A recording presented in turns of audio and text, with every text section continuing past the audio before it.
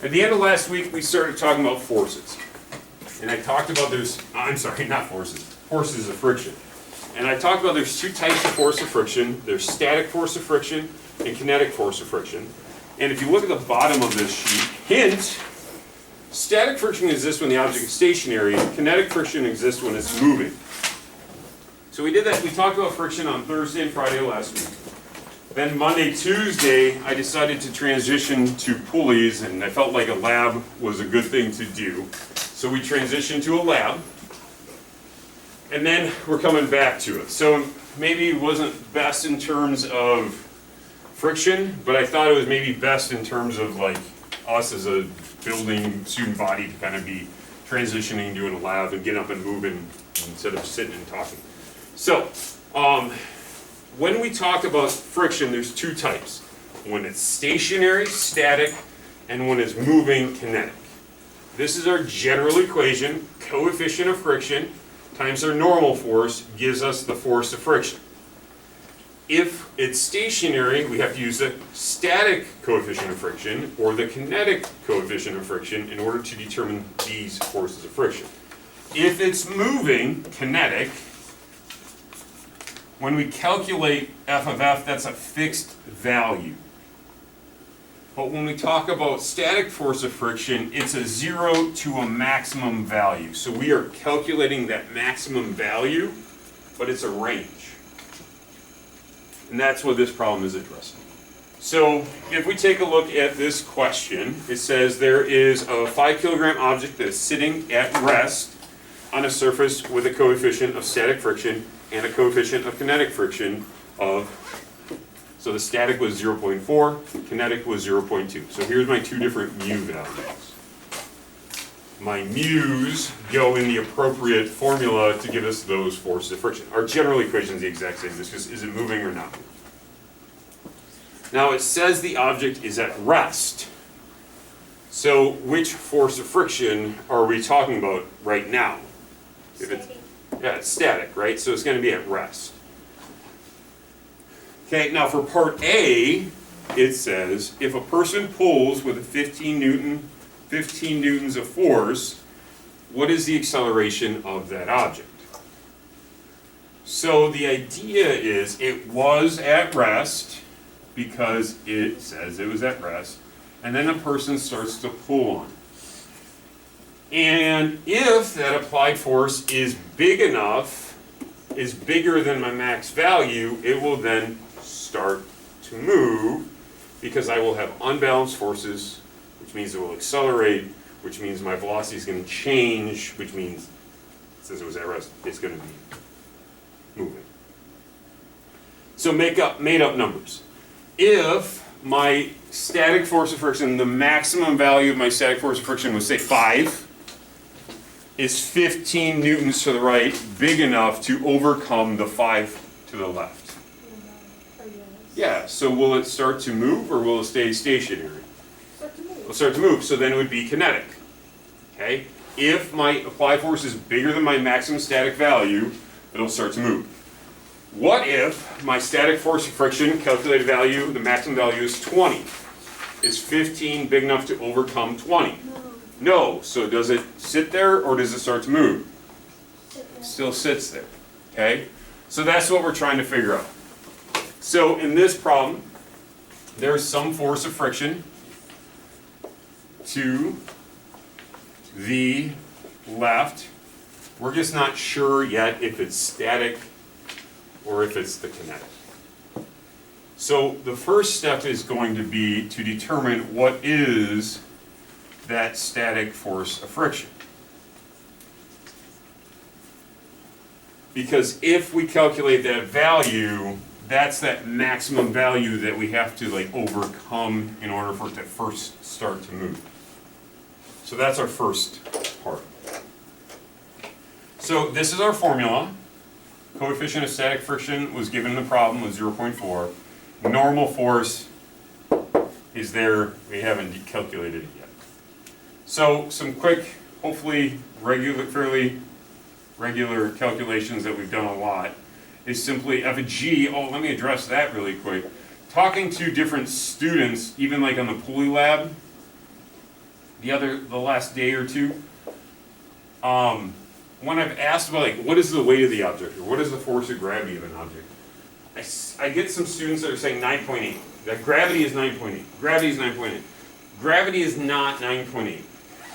The acceleration due to gravity on Earth is 9.8. The little g in our f of g equation, this is 9.8, because on Earth, our gravitational acceleration is 9.8. But our f of g, our force of gravity, our weight of our object is not 9.8. Because if that was the case, every single object would weigh 9.8. This empty beaker would weigh 9.8, you would weigh 9.8, but that's not the case. Because that beaker has a different mass than you do, you take the mass of the object times the gravitational acceleration on that location, on Earth typically is what we're talking, and the gravitational acceleration on Earth is 9.8. Therefore, our force of gravity on Earth for this particular object, our f of g is 49 newtons. Now, if an object is sitting on a surface and is being pulled to the right, what's true about my velocity in the y direction? Is it my velocity in the y direction constant, or is the velocity in my y direction changing? Constant. It's constant, right? How fast is it going upwards? However fast it's going is gravity. What's that? It's the same as the gravity. If I'm sitting on a surface and I'm pulling something to the right, how fast up is it going? 0. How fast down is it going? 0. 0, right? So my velocity is constant, my acceleration in the y direction is, 0. and my forces are balanced, right? So if my downs are 49, all of my ups minus all of my downs have to add up to 0. What's my normal force in this problem? It's also going to be 49 newtons. Then once we determine that, we can calculate what our static force of friction is, and we use our coefficient of static friction, because it's a static friction, of 0.4 times 49, and our static force of friction is equal to 19.6 newtons. Now that's the maximum value that I have to overcome in order for it to start to move. That's the maximum value. So if the maximum value that friction, static force of friction can be is 19.6, and I'm pulling the right at 15, does this object start to move? No. Okay? If the maximum value this way could be 19.6, but I'm pulling this way at 15, it didn't overcome this, so what's my acceleration then? 0. It's 0.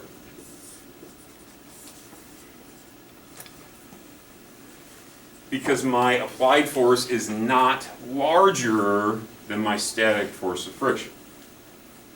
Now, the question doesn't ask this question, but we said the acceleration is 0, and if my acceleration is 0 and it was at rest, this is going to be a static force of friction. And again, the question doesn't specifically ask this. But if my acceleration is 0, what is this force of friction value? What's the number for this one? Is it 0? Is it 19.6? Or is it something else?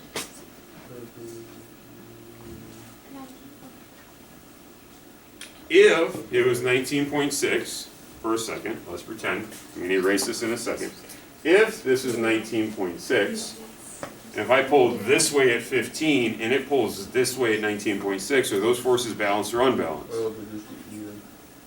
It'd be 15 on the left, 15 on the right. Correct. Because if this is 19.6, and if I pull this way at 15, are these two numbers balanced or unbalanced? They're unbalanced, which means it would accelerate that way. I've never seen it where I pull on something and it starts accelerating in the opposite direction. Then you say, what about a rubber band? That's different, okay? So if the acceleration is 0, my forces are balanced. That's what my free body diagram would have to actually look like for part A. Because it's a 0 to the maximum value, and it's somewhere in between 0 and 19.6. This is the maximum. This didn't overcome the maximum. Part B, well, let me pause. Questions that I can answer about that before we go to part B. The acceleration is 0 because we didn't overcome the static force of friction.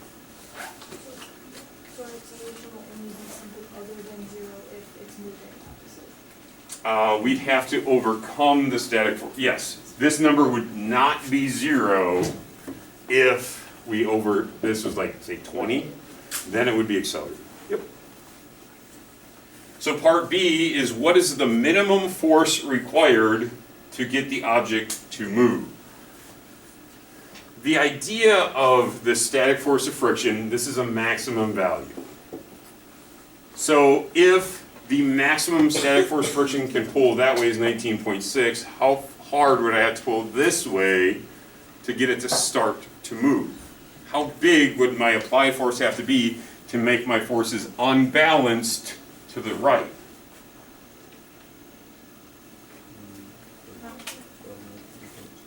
It had to be what? Greater than the other one. So anything above 19.6. Anything above 19.6, right? So we get a little bit into theoretical kind of stuff here, but the idea is it has to be 19.6 newtons. It has to be greater than 19.6. How much greater than 19.6 does it have to be? A teeny tiny little bit. A really little bit. Now, sometimes, and I just talked, bless you, I talked to Mr. Foster about this to see if I'd be okay with making this statement. Could we use 19.6 as that maximum value? And the idea is it's going to be the maximum that we have to overcome, and it's the minimum that we need kind of at the same time in order to get it to start. So I was like, can we just say, like, because part C is, if it is now moving, it is now moving. If you continue to pull with the same force that you determined in part B, what will the acceleration of the what is the acceleration of the object now? So I was asking, like, is it okay to say if this is the minimum value, we have to just overcome this ever so slightly to get unbalanced forces? Is it okay to use this number as that applied force? Or do I have to go like that? Do I have to go like 19.61? Because it's a itty bitty little tiny bit more. And he agreed with my thought that we can say that is the maximum number, but it's also the minimum number to get it going. It's kind of one and the same. So while we're going to say it has to be greater than, is it greater than, is it greater than and equal to? Yeah, we're like right on that cusp.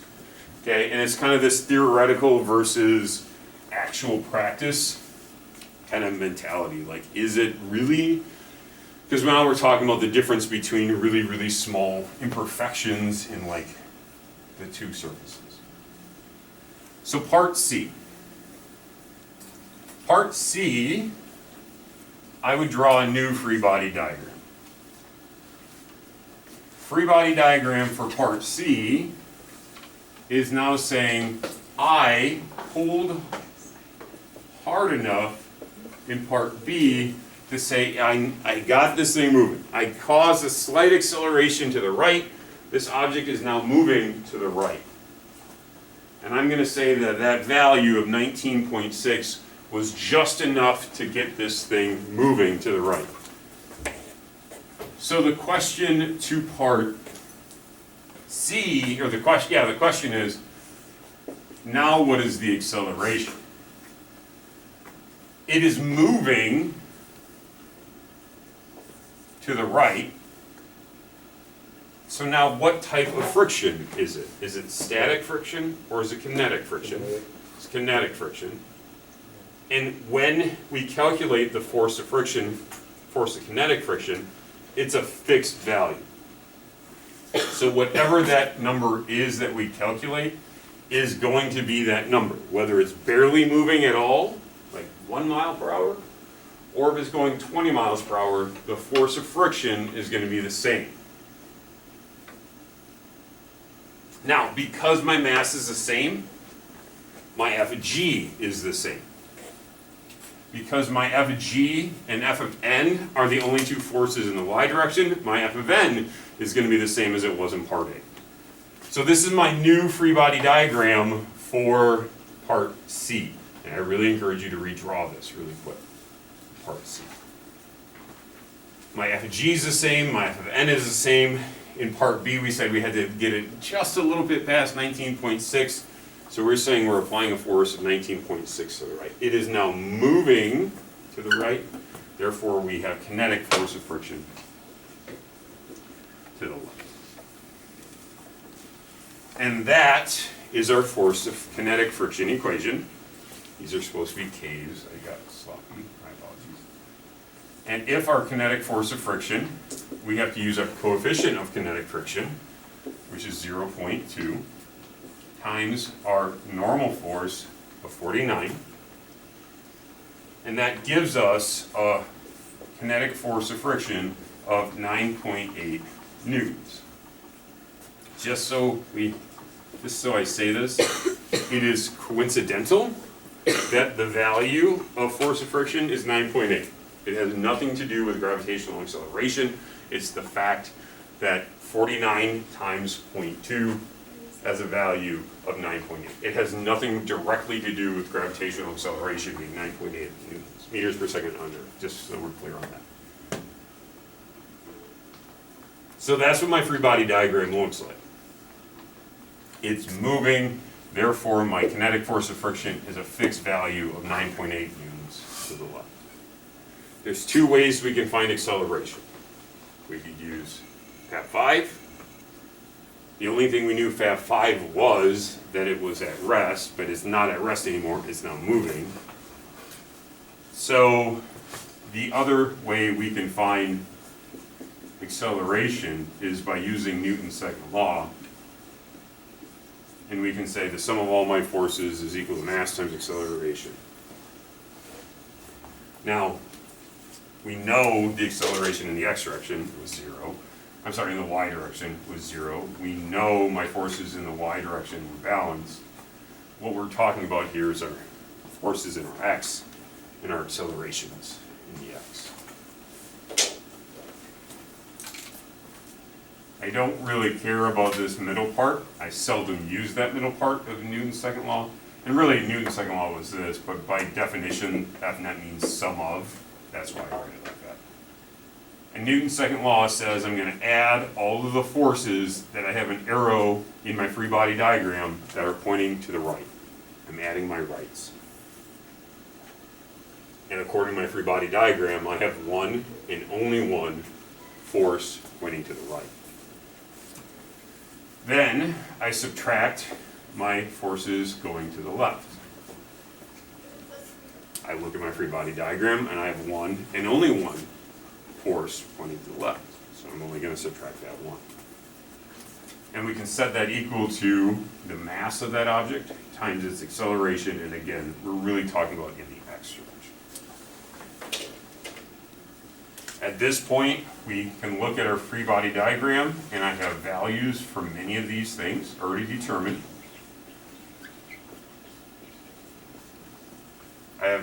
I have a value or a number with everything except for the acceleration, so 19.6 is my applied force.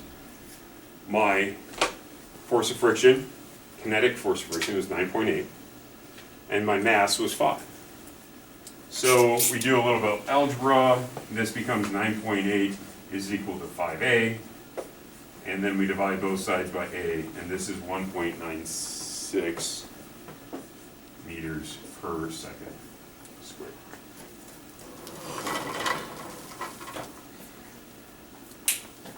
And because my forces are unbalanced to the right, it's also there because it's a positive number, but it's going to be accelerating to the right.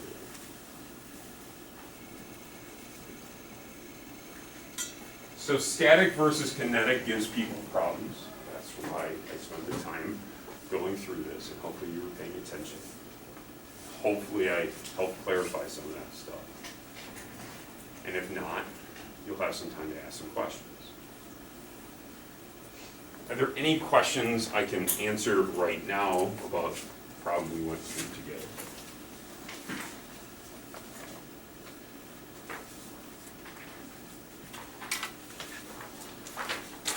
Okay. On this sheet, this is a homework sheet that you can start today. We have about 20, 25 minutes, I think, something like that. This particular sheet does not differentiate between static and kinetic friction. This is just dealing with friction in general. So when we deal with friction in general, there's going to be some that are moving and some that are not moving. So if we take a look at these 4 problems, and there's only 4 problems on this sheet, there's free body diagrams kind of built in to the right. I really encourage you to finish the free body diagram. A 10 kilogram block is being pulled at a constant velocity by a 20 Newton force to the right. I drew a object and a force, but there's lots of other forces. There's 3 other forces that are going to be acting on this thing. So make sure you fill them in, make sure you do the calculation. The intent of part A, part B, part C, and part D are trying to kind of get us to work through the process of filling in basically a free body diagram. And what is the net force, and what is the magnitude, or what is the direction of the force of friction, and what is the normal force. If we take a look at question number 2, remember there's a connection between Fab 5 and Newton's law, and the connection is acceleration. So if we take a look at question number 2, there's some more new information. There's a line for you to draw a free body diagram, and I strongly encourage you to do that. But if you take a look, it says, what is the force of friction? What is the acceleration? How long? How far? How long is a Fab 5 question? How far is a Fab 5 question? I am going to say, don't do part D of question number 2. For part B, you had to find an acceleration. Probably had to use Newton's second law. For part C, you had to use that acceleration to do a Fab 5. Part D is just do another Fab 5, and you could, I'm going to say, let's not do that. Let's do one Fab 5. So cross off to D. I do want to also draw your attention to question number 4. Question number 4 tends to be one that students find more challenging and more difficult. And challenging isn't bad. Challenging just means it's harder. But harder doesn't mean not good. The idea of question number 4 addresses the idea that sometimes, a lot of times, your normal force and your gravitational force are the same. A lot of the times they are, but they're not always the same. So in this particular problem, a 25 kilogram block rests on a surface with a coefficient of friction of 0.1, has a horizontal force of 10 newtons on it. What is the minimum positive vertical force that is needed to allow the block to move at a constant horizontal velocity? I am telling you a constant horizontal velocity. I'm telling you the acceleration is 0. Horizontally in the x direction. So what's true about my forces in the x direction? Balanced. They're balanced.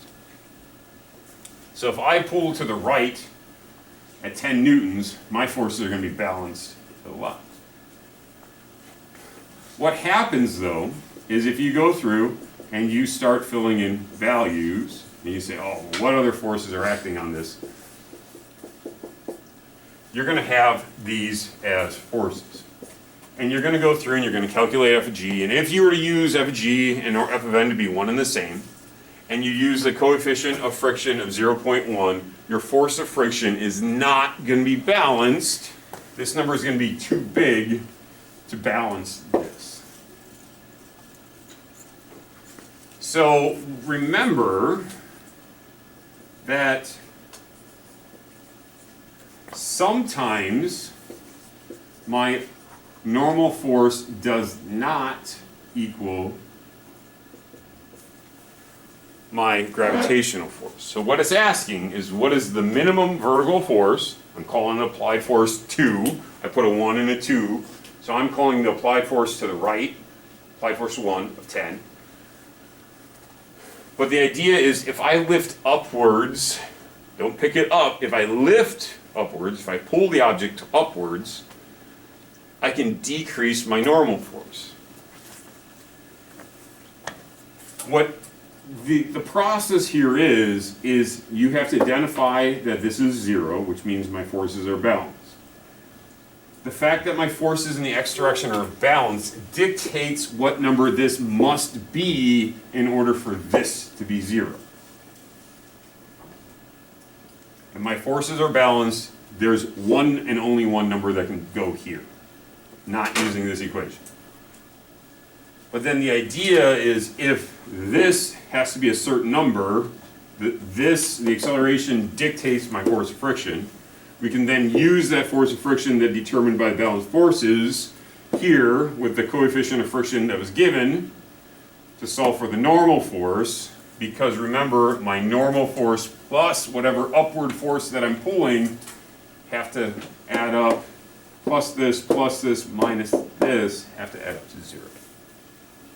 It's a more challenging problem, and I'm more than happy to help you when you get there. But keep in mind that your forces are balanced, which forces dictates, maybe we should say, what your force of friction must be. And then if your force of friction must be a certain number, that makes your normal force have to be a certain number, which means you got to pull up with a certain force to make your normal force that. Your normal force is not always your gravitational force. A lot of times it is. All of your ups added together minus all of your downs are going to have to add up to that 0 value. Okay? So with the remainder of time, you can get started on this. I have it set as a due date of tomorrow at 11:59 p.m. So this is not due tonight, and you'll have some time to work tomorrow as well. But it's going to take you some time. So ask questions, ask questions, ask questions. Let me know what I can do to help.